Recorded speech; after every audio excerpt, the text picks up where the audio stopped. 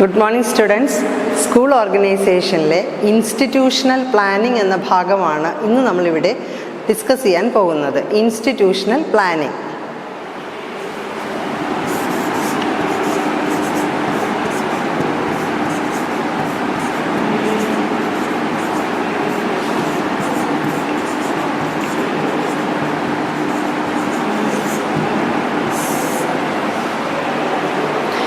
It is a plan prepared by the institution for its own development and improvement. It is a scheme of action prepared by the institution. ഓരോ educational ഇൻസ്റ്റിറ്റ്യൂഷനും institutional പ്ലാനിങ്ങുകൾ കൃത്യമായിട്ട് നടത്തിയിട്ടുണ്ടാവണം. എങ്കിൽ മാത്രമേ ആ ഒരു സ്ഥാപനത്തിൻ്റെ ഡെവലപ്മെൻറ്റും ഇമ്പ്രൂവ്മെൻറ്റും ഒക്കെ വൃത്തിയായിട്ട് നടക്കുകയുള്ളൂ.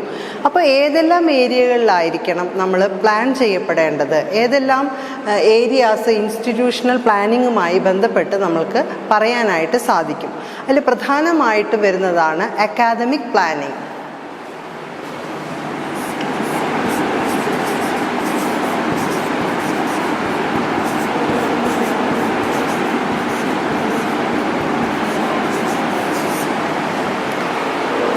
അക്കാദമിക് പ്ലാനിങ്ങിൽ curricular and co curricular activities plan ചെയ്യണം.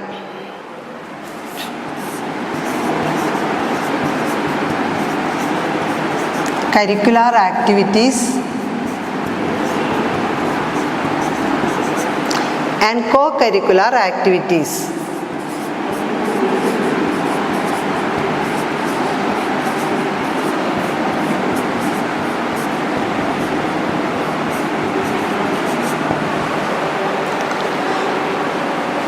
അടുത്തത് റിസോഴ്സ് പ്ലാനിങ്.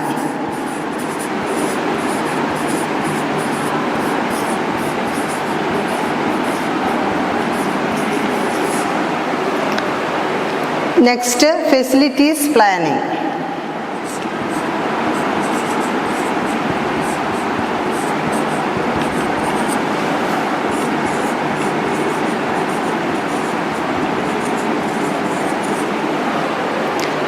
നമ്മൾ പറഞ്ഞു അക്കാദമിക് പ്ലാനിങ്ങിൽ curricular activities and co curricular activities. Curricular ആക്ടിവിറ്റീസിൽ എന്തെല്ലാം കാര്യങ്ങളായിരിക്കണം പ്ലാൻ ചെയ്യേണ്ടത്? കരിക്കുലാർ ആക്ടിവിറ്റീസിൽ ടീച്ചിങ് ലേണിംഗ് മെറ്റീരിയൽസ്,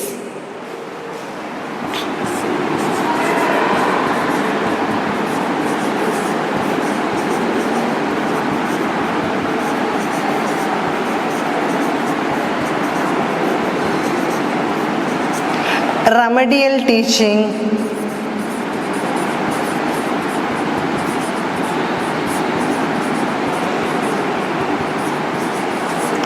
അതേപോലെ തന്നെ in service training programmes,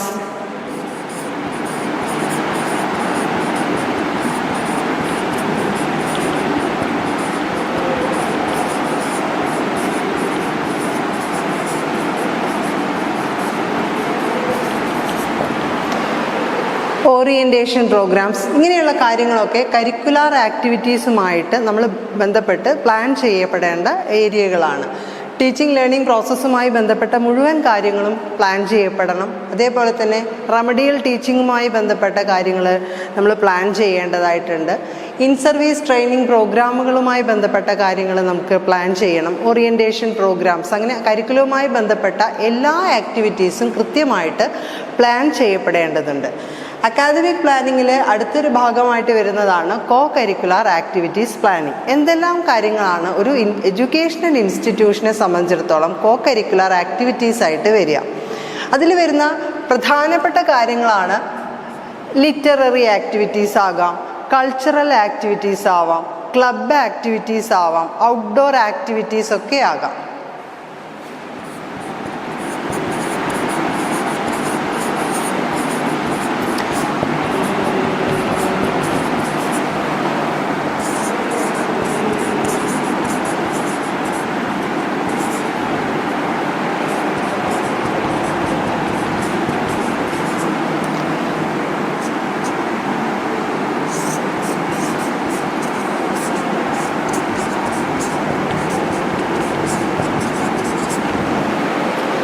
literary activities, അതായത് റൈറ്റിംഗ്, ഡിബേറ്റുകൾ നടത്തുന്നതാകാം, റൈറ്റിംഗ് കോമ്പറ്റീഷൻസ്, അങ്ങനെയുള്ള കാര്യങ്ങളൊക്കെ ലിറ്റററി പ്രോഗ്രാമുമായി ബന്ധപ്പെട്ട മുഴുവൻ കാര്യങ്ങളെയും നമുക്ക് പ്ലാൻ ചെയ്യാനായിട്ട് സാധിക്കും. കൾച്ചറൽ പ്രോഗ്രാമുമായി ബന്ധപ്പെട്ട മുഴുവൻ കാര്യങ്ങളും നമുക്ക് പ്ലാൻ ചെയ്യാനായിട്ട് സാധിക്കും. അതായത് മ്യൂസിക്കോ ഡാൻസോ പെയിൻറ്റിങ് കോമ്പറ്റീഷനോ അങ്ങനെ സ്ഥാപനവുമായി ബന്ധപ്പെട്ട് നടത്തുന്ന മുഴുവൻ കൾച്ചറൽ പ്രോഗ്രാമുകളെയും നമ്മൾക്കിവിടെ പ്ലാൻ ചെയ്യാനായിട്ട് സാധിക്കും.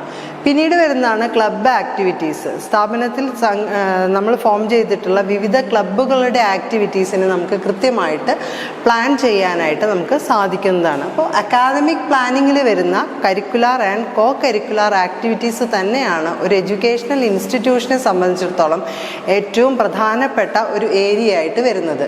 അതിൽ നമ്മൾ പറഞ്ഞു കരിക്കുലാർ ആക്ടിവിറ്റിയിൽ ടീച്ചിങ് ലേണിംഗ് മെറ്റീരിയൽസുമായി ബന്ധപ്പെട്ട റെമഡിയൽ ടീച്ചിങ്ങുമായി ബന്ധപ്പെട്ട ട്രെയിനിങ് പ്രോഗ്രാമുകളുമായി ബന്ധപ്പെട്ട മുഴുവൻ കാര്യങ്ങളെയും നമുക്ക് അവിടെ പ്ലാൻ ചെയ്യാനായിട്ട് സാധിക്കും. കോ കരിക്കുലാർ ആക്ടിവിറ്റീസ് ആയിട്ട് വരുന്ന literary activity, club activities, cultural programmes, അങ്ങനെയുള്ള മറ്റ് പ്രോഗ്രാമുകളെയൊക്കെ നമുക്കിവിടെ പ്ലാൻ ചെയ്യാനായിട്ട് സാധിക്കും. അടുത്തൊരു ഏരിയയാണ് റിസോഴ്സ് പ്ലാനിങ്. എന്തെല്ലാം റിസോഴ്സസുകളെയാണ് പ്ലാൻ ചെയ്യേണ്ടത്? പ്രധാനമായിട്ടും human, material and financial resources.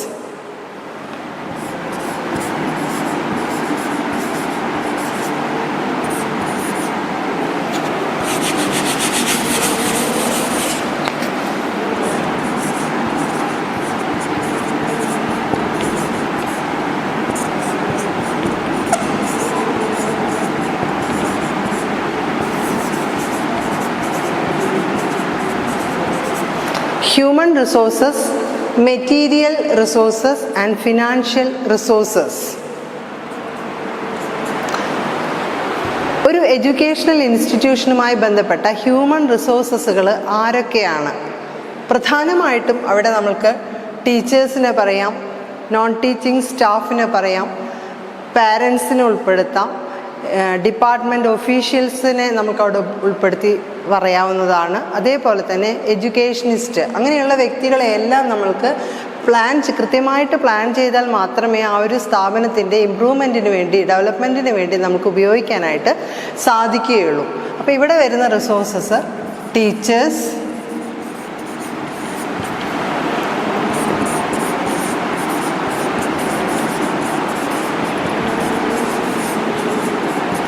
non-teaching staffs, parents, department officials,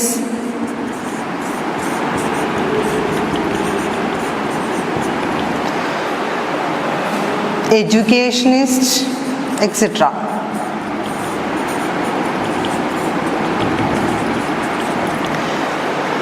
ഒരു എഡ്യൂക്കേഷണൽ ഇൻസ്റ്റിറ്റ്യൂഷനുമായി ബന്ധപ്പെട്ട മുഴുവൻ ഹ്യൂമൻ റിസോഴ്സസിനെയും കൃത്യമായിട്ട് പ്ലാൻ ചെയ്യപ്പെടണം.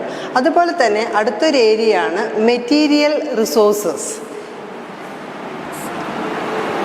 ഒരു എഡ്യൂക്കേഷണൽ ഇൻസ്റ്റിറ്റ്യൂഷനുമായി ബന്ധപ്പെട്ട ഏറ്റവും പ്രധാനപ്പെട്ട മെറ്റീരിയൽ റിസോഴ്സസുകൾ എന്തൊക്കെയാണ്?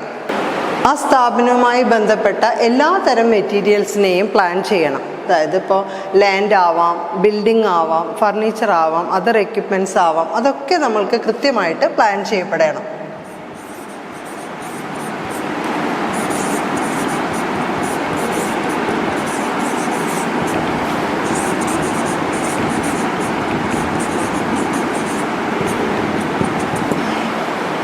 Land, building, furniture, other equipments, അതൊക്കെ നമ്മൾക്ക് മെറ്റീരിയൽ റിസോഴ്സസുമായിട്ട് നമുക്ക് പ്ലാൻ ചെയ്യപ്പെടേണ്ട ഏരിയകളാണ്. Next is financial resources. ഏതൊരു സ്ഥാപനവും വളരെ സ്മൂത്തായിട്ട് നടന്നു പോകണമെങ്കിൽ ഫിനാൻഷ്യൽ റിസോഴ്സസ് നമുക്ക് വളരെ അത്യാവശ്യമാണ്. ഏതെല്ലാമായിരിക്കാം ഫിനാൻഷ്യൽ റിസോഴ്സസ് ആയിട്ട് നമുക്ക് ഇവിടെ പറയാനായിട്ട് സാധിക്കുക?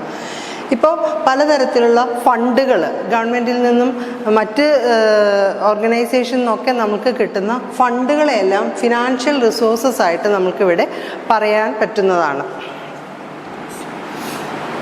അപ്പം നമുക്ക് നോക്കിയാൽ അറിയാം, റിസോഴ്സസ് പ്ലാനിങ്ങിൽ പ്രധാനമായിട്ടും human, material and financial resources ആണ് വരുന്നത്.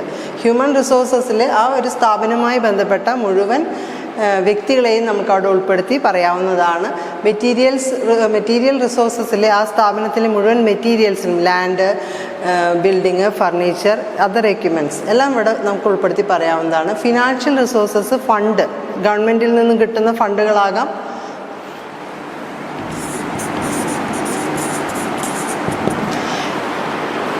ഒക്കെ നമുക്കിവിടെ പറയാൻ പറ്റുന്ന കാര്യങ്ങളാണ്.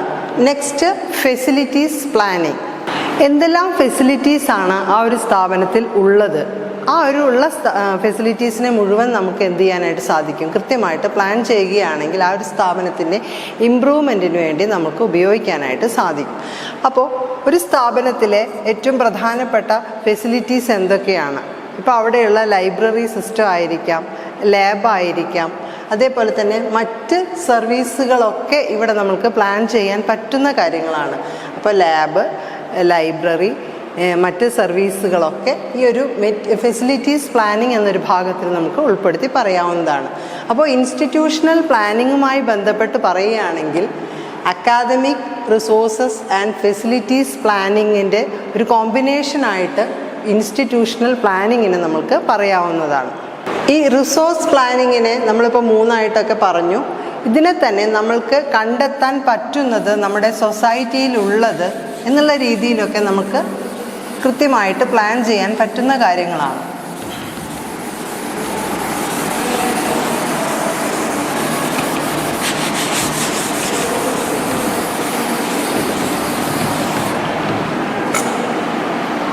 അതായത് resources available in the school.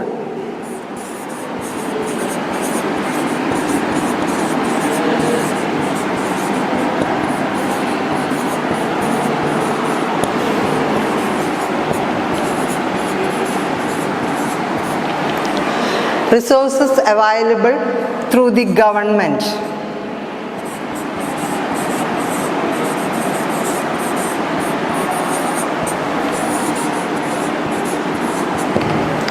Resources available in the community.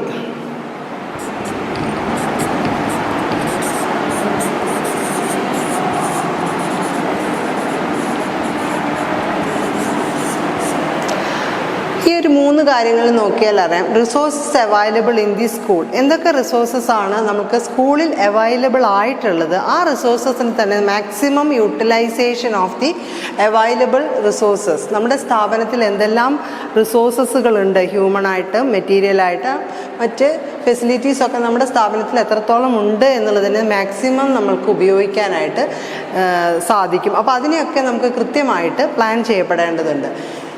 എല്ലാ റിസോഴ്സസും ഒരു സ്ഥാപനത്തിന് സ്വന്തമായിട്ട് ഉണ്ടായിക്കൊള്ളണമെന്നില്ല. നമുക്ക് ചിലത് ഗവൺമെൻറ്റിൽ നിന്ന് നമുക്ക് കളക്ട് ചെയ്യേണ്ട കുറേ കാര്യങ്ങളുണ്ടായിരിക്കും. അതേപോലെ തന്നെ കമ്മ്യൂണിറ്റിയിൽ നിന്ന് നമുക്ക് ചെയ്യാൻ പറ്റുന്ന കുറേ റിസോഴ്സസുകൾ ഉണ്ടായിരിക്കും.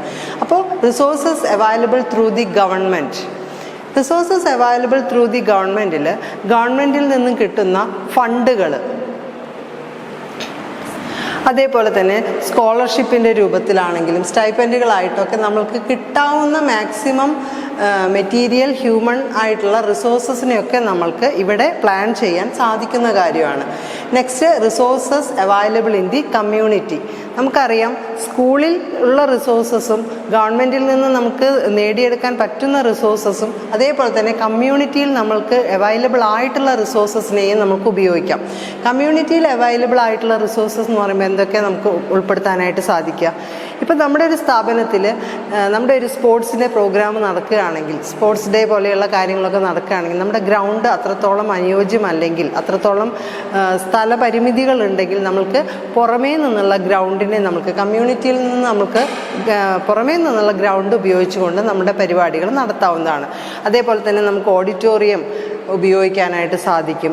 അതേപോലെ തന്നെ പ്ലാനറ്റോറിയം, നമുക്കൊരു ഫീൽഡ് വിസിറ്റ് നടത്തുമ്പോൾ നമുക്ക് കിട്ടുന്ന എന്താ പറയുക എക്സ്പീരിയൻസുകൾ, അതൊക്കെ നമുക്ക് കമ്മ്യൂണിറ്റിയിൽ നിന്നും അവൈലബിൾ ആയിട്ടുള്ള റിസോഴ്സസുകളാണ്. അപ്പോൾ റിസോഴ്സസ് പ്ലാൻ ചെയ്യപ്പെടുമ്പോൾ സ്കൂളിലുള്ളത്, ഗവൺമെൻറ്റിൽ നിന്ന് നമ്മൾക്ക് കിട്ടാൻ പറ്റുന്ന സാധ്യതകൾ, അതേപോലെ തന്നെ കമ്മ്യൂണിറ്റിയിൽ നിന്ന് നമ്മൾക്ക് നേടിയെടുക്കാൻ പറ്റുന്ന റിസോഴ്സസിനെയൊക്കെ നമ്മൾക്ക് കൃത്യമായിട്ട് പ്ലാൻ ചെയ്യപ്പെടണം. അതേപോലെ അവസാനം വരുന്നതാണ് ഫെസിലിറ്റീസ് പ്ലാനിങ്. എന്തെല്ലാം ഫെസിലിറ്റീസാണ് ആ ഒരു സ്ഥാപനത്തിലുള്ളത്, ആ ഉള്ള ഫെസിലിറ്റീസിനെ മുഴുവൻ നമ്മൾ എന്ത് ചെയ്യണം, കൃത്യമായിട്ട് പ്ലാൻ ചെയ്യണം. നമുക്കിപ്പോൾ കമ്പ്യൂട്ടർ ലാബ് ഉണ്ട്, അതേപോലെ തന്നെ ലൈബ്രറി ഉണ്ട്, ലാബുണ്ട്, അങ്ങനെ എന്തെല്ലാം സർവീസസുകളാണ്, സൗകര്യങ്ങളാണ് ഒരു സ്ഥാപനവുമായി ബന്ധപ്പെട്ടുള്ളത്, അതിനെ മുഴുവൻ നമ്മൾക്ക് എന്ത് ചെയ്യാം, പ്ലാനിങ് കൃത്യമായിട്ടുണ്ടെങ്കിൽ ആ ഒരു കാര്യങ്ങളൊക്കെ ഏറ്റവും നല്ല രീതിയിൽ ആ ഒരു സ്ഥാപനത്തിൻ്റെ ഇമ്പ്രൂവ്മെൻറ്റിന് വേണ്ടി നമ്മൾക്ക് ഉപയോഗിക്കാനായിട്ട് സാധിക്കുന്നതാണ്.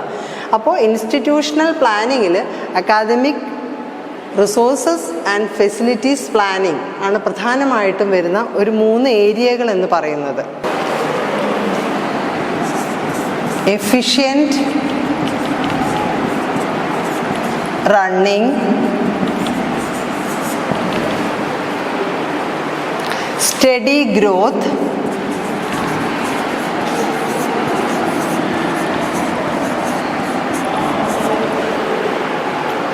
balanced expansion,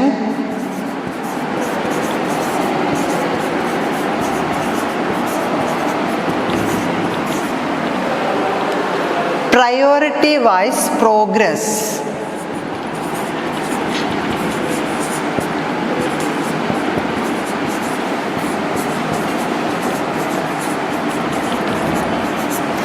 Of an institution. അതായത് it is a scheme for the efficient running, steady growth, balanced expansion and priority wise progress of an institution. Institutional പ്ലാനിങ്ങിൻ്റെ ക്യാരക്ടറിസ്റ്റിക്സ് എന്തൊക്കെയാണെന്ന് നോക്കാം. What are the characteristics of institutional planning?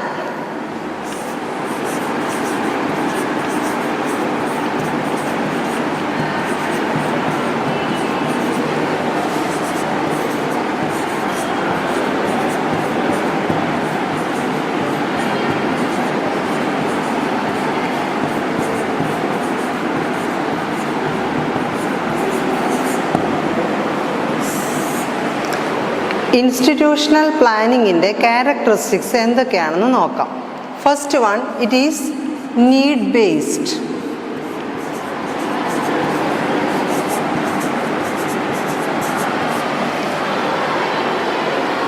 ഓരോ സ്ഥാപനത്തിൻ്റെയും സ്വന്തമായിട്ടുള്ള നീഡിൻ്റെ അടിസ്ഥാനത്തിലാണ് ഓരോ educational ഇൻസ്റ്റിറ്റ്യൂഷനും plan ചെയ്യപ്പെടുന്നത്. അപ്പോൾ ഫെൽറ്റ് നീഡ്സിൻ്റെ അടിസ്ഥാനത്തിലാണ് ഇൻസ്റ്റിറ്റ്യൂഷണൽ പ്ലാനിങ് വരുന്നത്. It is goal oriented.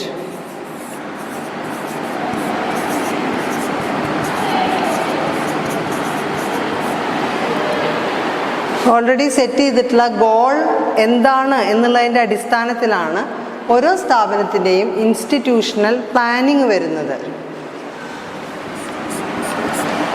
Next is strengthening human efforts.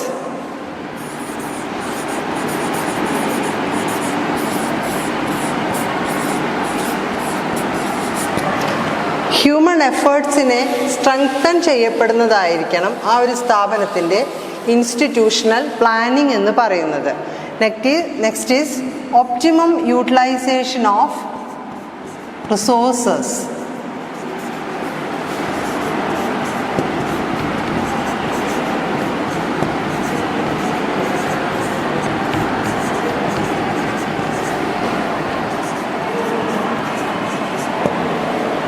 Optimum utilization of resources.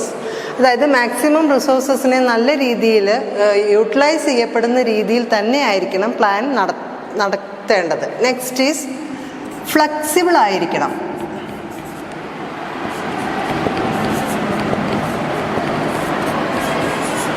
Flexibility അതിൻ്റെ പ്രധാനപ്പെട്ട ഒരു ക്യാരക്ടറിസ്റ്റിക്സ് ആണ്. അതായത് ഓരോ ആവശ്യങ്ങൾക്കനുസരിച്ച് അത് ചേഞ്ച് ചെയ്യാൻ പറ്റുന്നതായിരിക്കണം.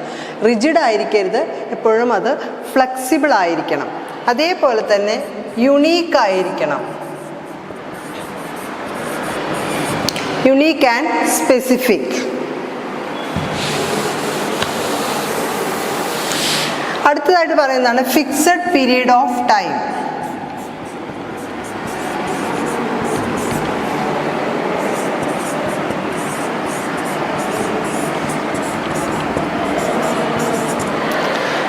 നെക്സ്റ്റ് വരുന്നതാണ് കൊളാബറേഷൻ വിത്ത് ദി കമ്മ്യൂണിറ്റി.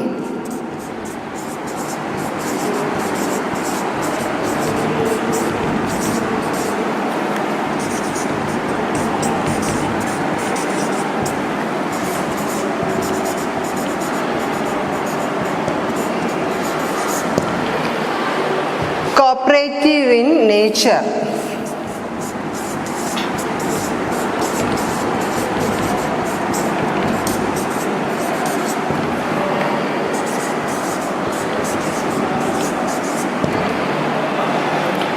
അപ്പോൾ ഇതൊക്കെ നമുക്ക് അതിൻ്റെ ക്യാരക്ടറിസ്റ്റിക്സ് ആയിട്ട് പറയാൻ പറ്റുന്ന കാര്യങ്ങളാണ്. നീഡ് ബേസ്ഡ് ആണ്, ഗോൾ ഓറിയൻറ്റഡ് ആണ്, ഹ്യൂമൻ എഫേർട്സിനെ സ്ട്രെങ്തൻ ചെയ്യുന്നതാണ്, റിസോഴ്സസിനെ മാക്സിമം യൂട്ടിലൈസ് ചെയ്യുന്നതാണ്, ഫ്ലെക്സിബിലിറ്റി അതിൻ്റെ ഒരു ക്യാരക്ടറിസ്റ്റിക്സ് ആണ്, യൂണീക്നെസ് അതിൻ്റെ ഒരു ക്യാരക്ടറിസ്റ്റിക്സ് ആയിട്ട് വരുന്ന കാര്യമാണ്. ഫിക്സഡ് പീരിയഡ് ഓഫ് ടൈം, അതായത് ഷോർട്ട് ടേം ലോങ് ടേം പ്ലാനുകൾ ഉണ്ടായിരിക്കും.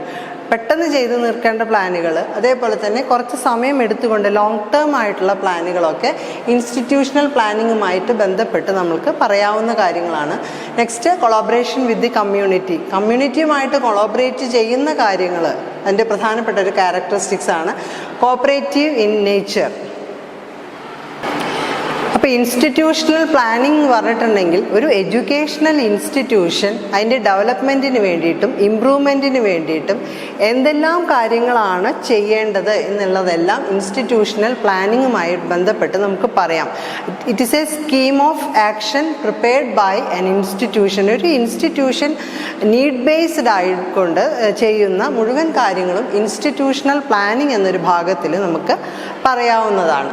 അപ്പോൾ അതിൻ്റെ എന്തൊക്കെ കാര്യങ്ങളാണ് അതിൽ വരിക എന്നുള്ളത് നമ്മൾ പറഞ്ഞു. പ്രധാനമായിട്ടും അക്കാദമിക് ആയിട്ടുള്ള കാര്യങ്ങൾ, മെറ്റീരിയലുമായിട്ട് ബന്ധപ്പെട്ട പ്ലാനിങ്ങുകൾ അവിടെ ഉണ്ടാവണം, ഫെസിലിറ്റീസുമായി ബന്ധപ്പെട്ട പ്ലാനിങ്ങുകൾ ഉണ്ടാവണം. അക്കാദമിക്കിൽ തന്നെ കരിക്കുലർ ആൻഡ് കോ കരിക്കുലർ ആക്ടിവിറ്റീസുമായി ബന്ധപ്പെട്ട പ്ലാനിങ്ങുകളെ കുറിച്ച് നമ്മൾ പറഞ്ഞു. മെറ്റീരിയൽ, ഹ്യൂമൻ റിസോഴ്സസുമായി ബന്ധപ്പെട്ട എല്ലാ കാര്യങ്ങളെക്കുറിച്ച് നമ്മൾ പറഞ്ഞു. നെക്സ്റ്റ്, ക്യാരക്ടറിസ്റ്റിക്സ് ഒന്നുകൂടി പറയാം. നീഡ് ബേസ്ഡ് ആണ്, ഗോൾ ഓറിയൻറ്റഡ് ആണ്, ഒരു പീരിയഡ് ഓഫ് ടൈം അവിടെ ഒരു പ്രധാനപ്പെട്ട ഒരു ക്യാരക്ടറിസ്റ്റിക്സ് ആയിട്ട് വരുന്നു.